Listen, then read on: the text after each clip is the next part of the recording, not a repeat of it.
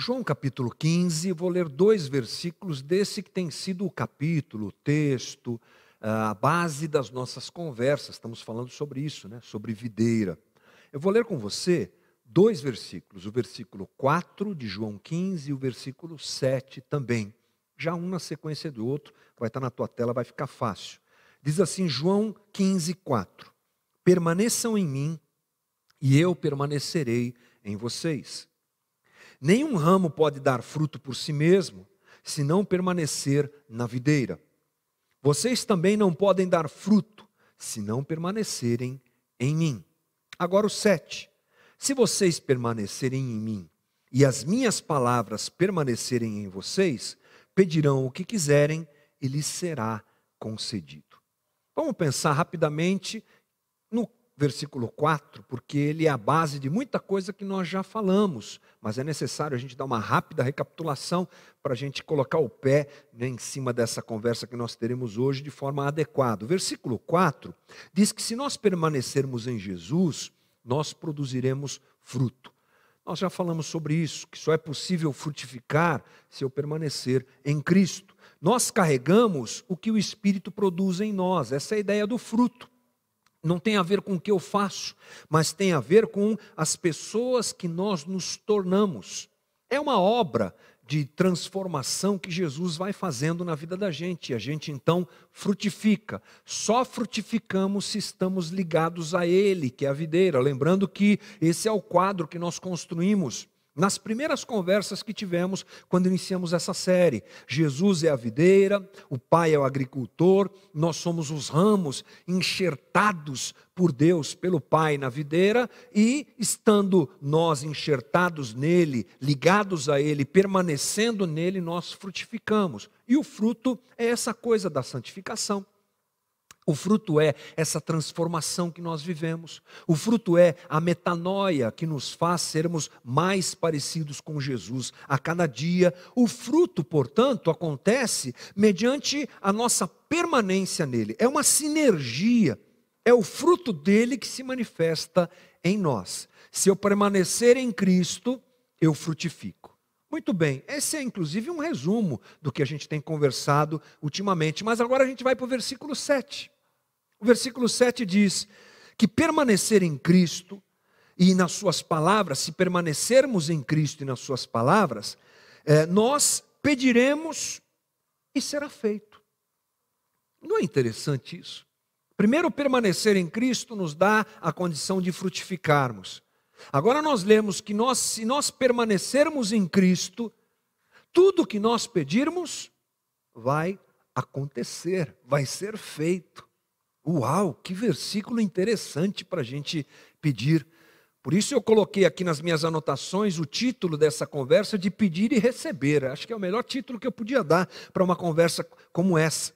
E é óbvio que a gente fica super empolgado, né? Oba, maravilha, tudo que eu pedir será feito. É praticamente uma frase mágica para esses dias em que a gente quer ter tudo na mão, que a gente quer que Deus realize as coisas para a gente. É uma frase mágica. Se eu estou em Jesus, tudo que eu pedir será feito. É claro que eu estou dando aqui uma interpretação propositalmente equivocada, porque não é isso que o texto quer dizer. Mas é assim que a gente lê, é assim que a gente gosta de ler, é assim que muita gente prega, é assim que muita gente ensina. Por isso o nosso caminho hoje é entendermos o que é que Jesus quis dizer a respeito disso. A verdade é a seguinte, gente, não se trata de uma fórmula mágica, não se trata de uma, como é que a gente fala, uma fórmula matemática, assim, permaneça em Jesus, tudo que você pedir será feito. Não é isso que o texto nos diz a entender, não é isso que Jesus quis dizer. Não se trata também de uma chave profética. Olha, eu tenho aqui essa chave profética, essa chave de unção, em que está lá no texto bíblico, tudo que eu pedir será feito, então vamos pedir. Não é esse o caminho do texto. Também não se trata de um caminho para a realização de sonhos pessoais. Não é isso. É melhor a gente entender bem o que o texto quer dizer. Geralmente as pessoas que usam esse caminho, adotam essa interpretação, de que Jesus está dizendo, pode pedir que tudo será feito, essas pessoas, é claro que elas não baseiam a sua interpretação somente nesse texto. Abrem espaço para outro tipo de interpretação, para outros tipos de texto, melhor dizendo, para outros textos, melhor dizendo ainda, para justificar esse tipo de interpretação. Talvez o mais famoso deles seja Salmo 37. Vamos ler juntos o que está no Salmo 37? Não se aborreça por causa dos homens maus, e não tenha inveja dos perversos, pois como capim, logo secarão, como a relva verde, logo murcharão. Confie no Senhor e faça o bem. Assim você habitará na terra e desfrutará a segurança. É agora, olha, deleite-se no Senhor e Ele atenderá aos desejos do seu coração. Entregue o seu caminho ao Senhor, confie nele e Ele agirá. Pronto, eu pego João 15:7 e Salmo 37:4, juntos os dois, e o que eu entendo é que tudo o que eu pedir será feito. Olha só o que o Salmo está dizendo: deleita-te no Senhor, agrada-te do Senhor, e Ele satisfará o desejo do teu coração. Bem, a interpretação que geralmente as pessoas fazem desse trecho do Salmo, juntando com João 15:7, é que se eu me fizer agradável a Deus, Ele dará tudo o que eu desejo. Agrada-te do Senhor e Ele dará o desejo do teu coração. Seja uma pessoa agradável a Deus e Deus vai se alegrar de você e vai te dar tudo o que você deseja. Bom, aí nós temos também um problema de interpretação da própria língua portuguesa. Porque o texto não diz assim, seja agradável. Seja agradável a Deus e Ele vai te dar o que o teu coração deseja. Não é isso que está escrito, inclusive nas traduções em português. O que nós temos é, faça Deus agradável a você. Agrade-se do Senhor. Deleite-se no Senhor e Ele vai satisfazer o desejo do teu coração. Eu vou ler para você umas 5 traduções possíveis para esse texto, que talvez esclareçam melhor o que ele diz. Todas elas a respeito de Salmo 37:4. Vou ler várias versões, olha só. Põe também teu deleite no coração, e Ele te concederá os pedidos do teu coração. Outra interpretação possível: coloque em Javé o seu prazer, e Ele dará o que o seu coração deseja. Outra possibilidade: busque no Senhor a sua alegria. Essa é boa, hein? E Ele lhe dará os desejos do seu coração. Outra possibilidade: que a sua felicidade esteja no Senhor. Essa é ótima também. E Ele fará o que o teu coração deseja. E a última, para fechar: faça do Senhor a sua grande alegria, e Ele dará a você os desejos do seu coração. É assim que esse texto precisa ser compreendido. Faça da alegria do Senhor a sua alegria, e Ele satisfará o desejo do teu coração. Se a alegria de Deus for a minha alegria, Ele satisfará o desejo do meu coração, ou os desejos do meu coração. Se as coisas de Deus forem agradáveis a mim, é por aí que o salmista vai. Se o meu prazer está em Deus, se as coisas que eu quero são as mesmas coisas que Deus quer, se eu me alegro com o desejo de Deus, se eu tenho uma ligação com o desejo de Deus, se eu encontro em Deus a minha completude, se eu encontro em Deus a minha plenitude, se eu encontro em Deus a minha paz, se eu encontro em Deus a minha alegria, se eu encontro em Deus a minha razão, aí a coisa começa a acontecer. O grande detalhe é que todas as coisas são muito boas de se ter e muito desejáveis. Eu acho que não há problema nenhum em ter desejos, não há problema nenhum em ter planos, não há problema nenhum em realizar coisas, em viver coisas boas. O problema é o lugar que essas coisas boas ocupam na nossa vida. Agrada-te do Senhor, tenha Ele como principal na tua vida, tenha Ele como prioritário na tua vida. Vou ler de novo uma dessas versões aqui. Faça do Senhor a sua grande alegria. Alegre-se em Deus. Tenha prazer em Deus. Respire para Deus. Viva para Deus. Deixe Deus tomar conta de todas as coisas na tua vida. Deixe Deus tomar conta de cada área da tua vida. É disso que nós estamos falando. Quando a minha plenitude e minha completude está nele, esse link está acontecendo, ele satisfará o desejo do meu coração, porque ele é o centro da minha vida, porque ele é o Senhor da minha vida, porque ele dirige a minha vida. E a minha alegria não está naquilo que eu tenho, não está naquilo que Ele pode me dar, não está nas experiências que Ele pode me conceder, não está nas pessoas com quem eu convivo, apesar de tudo isso, inclusive, muito mais as pessoas serem importantes, mas tudo está nele, vem dele e se move na minha vida através dele. Essa centralidade de Deus em nós. É a nossa relação com Deus, que não pode ser invertida. A gente inverte, gente. Estou aqui para te chamar a atenção do quanto isso é verdade. O mais importante não é o que eu desejo, o mais importante é a minha relação com Deus. O mais importante não é o que eu posso ter e viver, é a minha relação com Deus. O que pode ser mais importante para um cristão do que andar com Deus? O que pode ser mais importante do que andar com Deus? Viver coisas boas? Ter coisas? Alcançar coisas?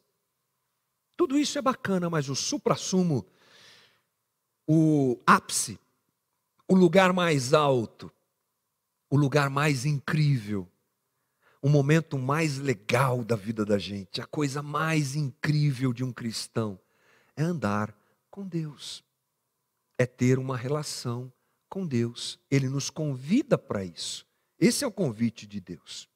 Então, diante da realidade de uma relação com Deus, o texto bíblico nos diz que a gente pode pedir qualquer coisa e essas coisas serão atendidas. É o que Jesus fala, não é? Então vamos lá, eu vou me alegrar de Deus, eu vou caminhar com Deus, eu vou fazer do desejo de Deus a minha alegria, da vontade de Deus a minha alegria, e tudo que eu pedir vai acontecer. Bem, há uma condicional aqui. Vamos lá de novo. João 15, 7. Vamos ler com calma o texto. Se vocês permanecerem em mim, e as minhas palavras permanecerem em vocês, pedirão o que quiserem, e lhes será concedido. Tem um se, tem uma condição aí. Tem um agente condicional. Se vocês permanecerem em mim, se as minhas palavras permanecerem em vocês. Vamos dar uma olhada no que quer dizer esse permanecer. Meno, palavra grega meno, que quer dizer continuar em uma atividade ou estado, permanecer em perseverar. Então, Jesus está dizendo, se vocês permanecerem em mim, e as minhas palavras permanecerem em vocês, vocês vão pedir tudo o que quiserem e será feito. Parecem duas situações, né? Mas na verdade a gente está falando de uma coisa só, que vai levar a gente a entender o que é que Jesus está dizendo com tudo será feito. Eu primeiro preciso entender o que é esse negócio de permanecer nele e ele permanecer em mim, as suas palavras permanecerem em mim. É essa coisa descrita pelo próprio texto grego, permanecer em mesmo.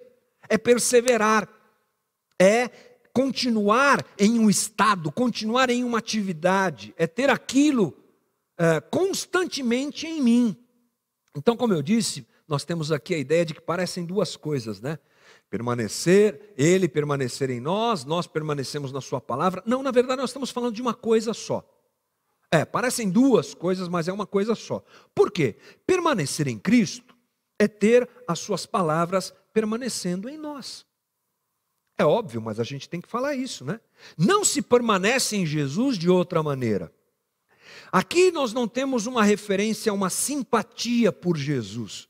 Permaneçam em mim e as minhas palavras permaneçam em vocês. E isso quer dizer assim, sejam simpáticos a Jesus, sejam a pessoas que admiram Jesus. Não é admiração, é mais do que isso.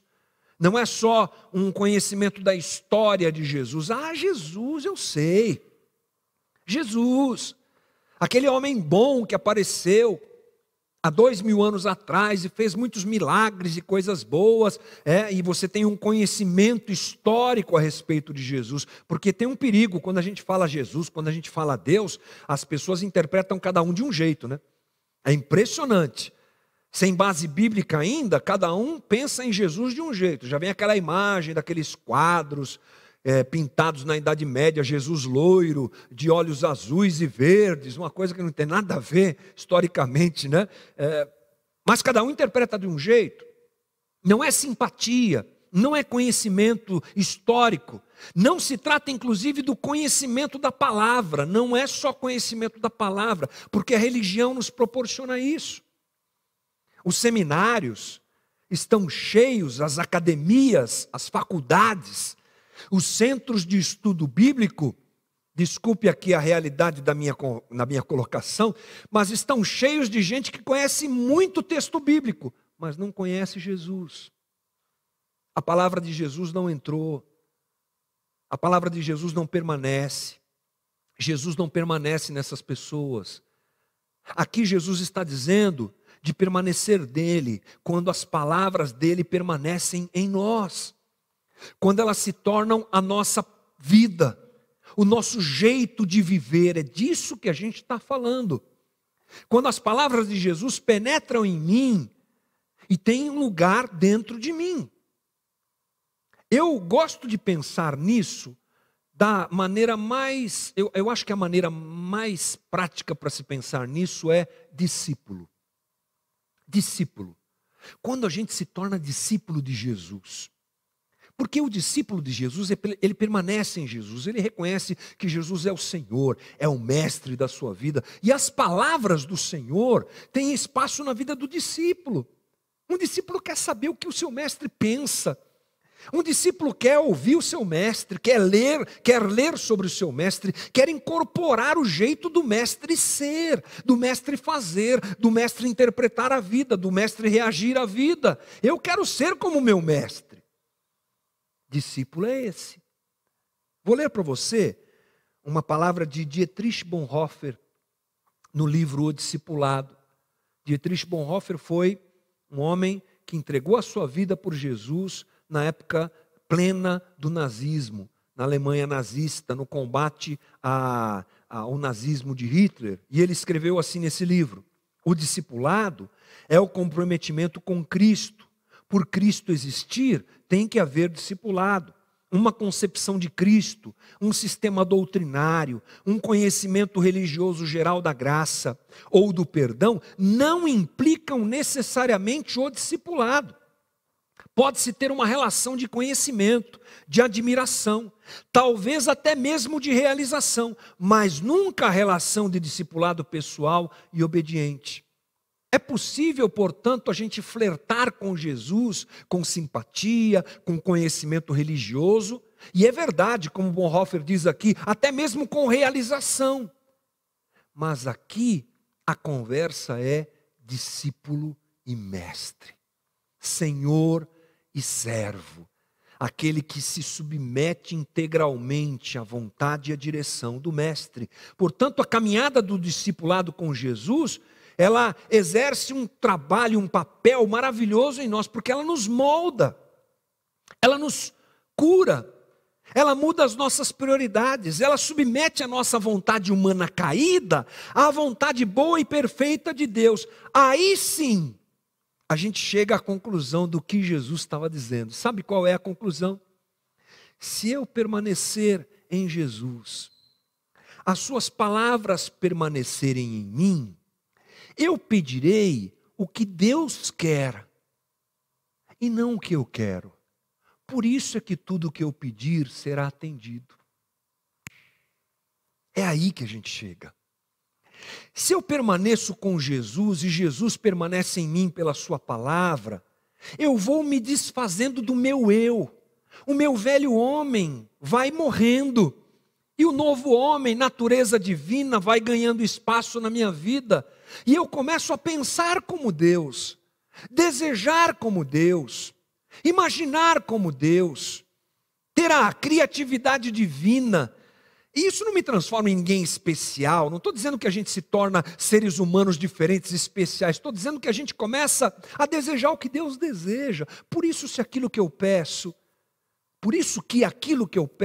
é atendido pelo Pai. Porque eu não vou pedir as bobagens do meu coração. Eu não pedirei o que eu desejo, eu pedirei o que Ele deseja. É uma simbiose, uma coisa linda que vai acontecendo na vida da gente. A gente vai se tornando parecido com Jesus.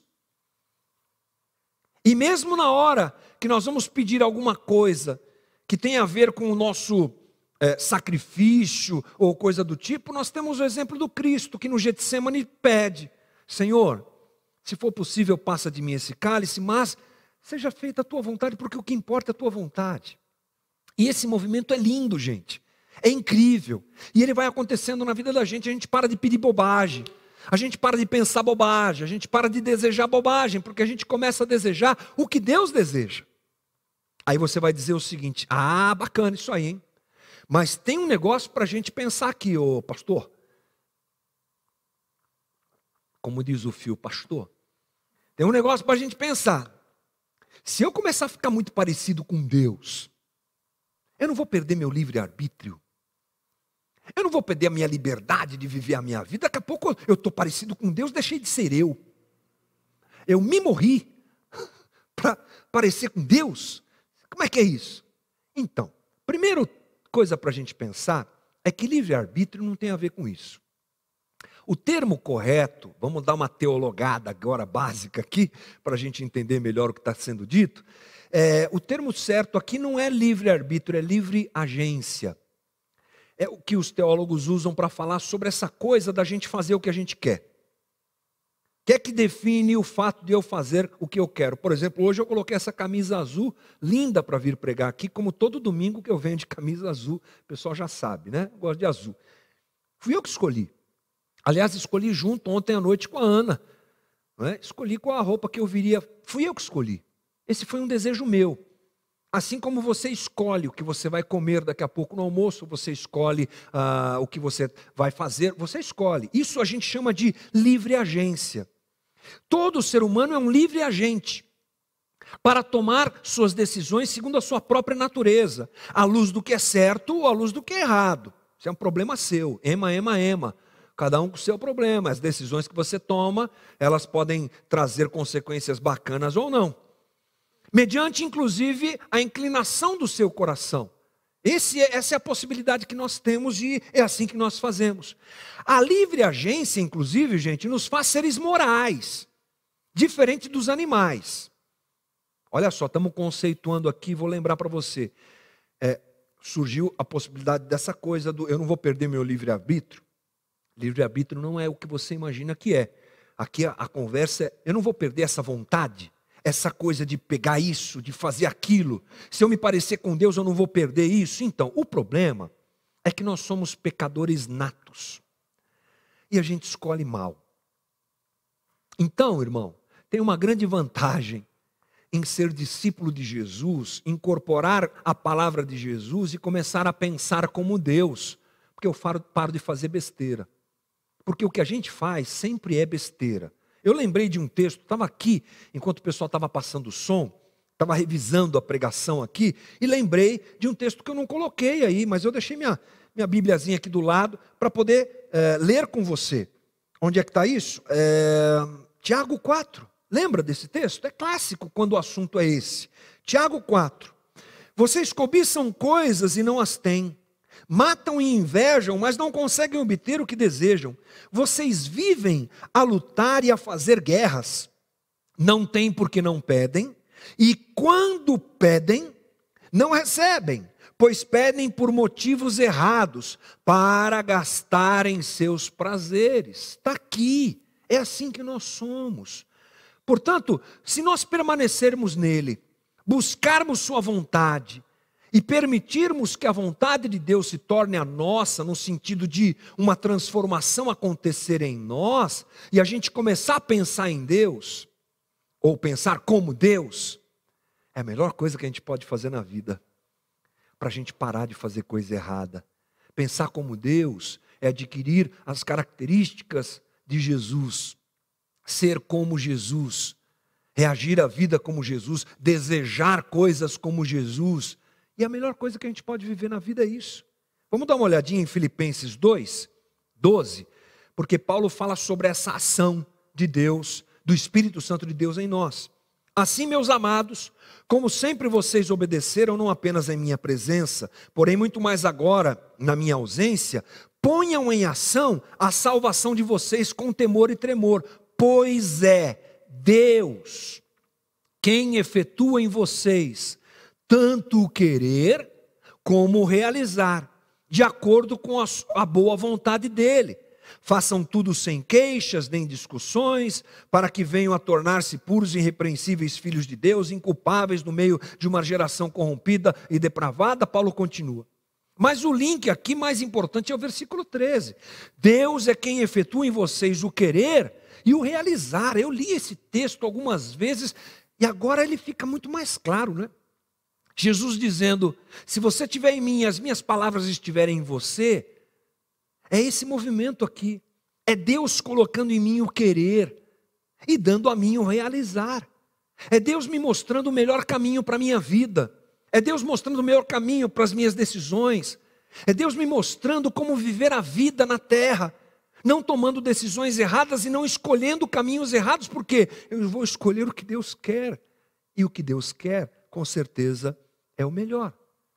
Agora, a gente precisa se lembrar que esse é um movimento lindo que Deus faz em nós.